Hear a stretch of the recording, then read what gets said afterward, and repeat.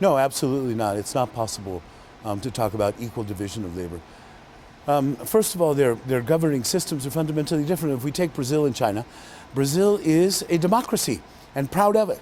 And with growing social inclusion and all the rest of that, respect for human rights. China is an authoritarian or totalitarian system run by a single party, Communist Party. It does not respect democracy. It has only limited respect for human rights. And hence China, with its 1.4 billion population, has a huge surplus of labor. There may be 400 million in the modern sector, but that means that there are somewhere between 800 million and 1 billion in the countryside as an industrial reserve army waiting to come in and join the modernization process and to earn much higher wages in the urban area. So China has a surplus of labor, which is going to exploit. India has a surplus of labor.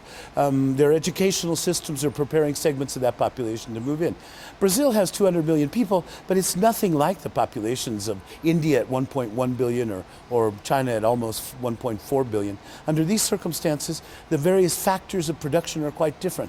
Brazil is not going to be able to compete with China and India on the basis of a bigger thy neighbor strategy or paying lower wages.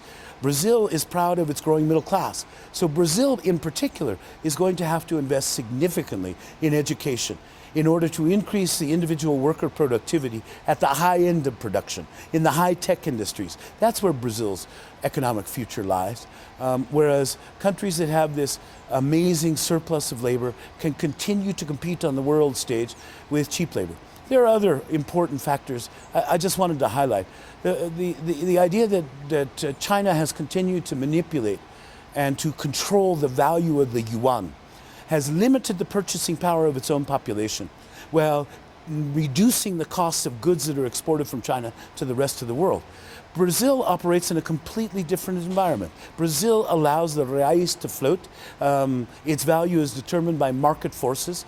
Under these circumstances, Brazil currently is suffering a significant upsurge in a revaluation of the reais as the dollar goes down, and the potential for inflationary problems is very real. So in order to level the competition and the trade between these countries, not only do we have to take into account labor and those issues, educational capacities, research and development, what parts of the production chain they're involved in, but we have to take into account the terms of trade as dictated by a central government that has systematically undervalued in China the value of its national currency.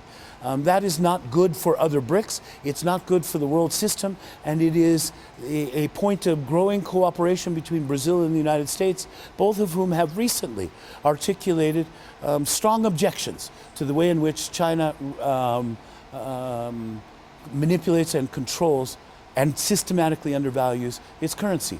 So without going into greater detail, clearly there are different factor endowments, different resource endowments, different combinations of both resources and human capital in each of these countries that make trade among the BRICS themselves a fairly complex process that cannot simply be operated on the basis of sort of free market. It has to have a degree of state regulation and state intervention. And Brazil is going to have to come to that realization in its relationships with China very soon.